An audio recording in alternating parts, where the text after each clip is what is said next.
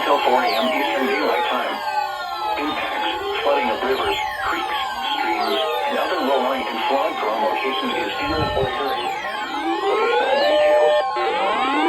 Eastern Daylight Time. The threat of additional rain had ended, but locally excessive runoff continued. As floodwaters route through tributaries and headwater basins into the larger streams, creeks, and rivers, water levels on these larger basins will continue to rise. There remains the threat of flooding of low-lying areas along select tributaries of the Catawba River, such as Lower Creek and the Upper, Middle, and Lower Little Rivers. http://www.weather.gov/safety/flood.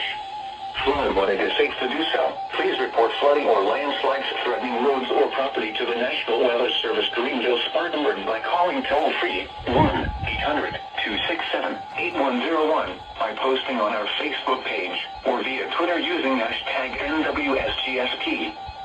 Your message should describe the specific location where impacts occurred and the depth of flooding observed.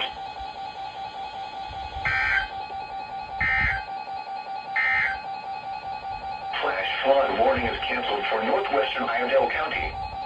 Flooding Well, that woke me up, bro. That was absolutely out of nowhere.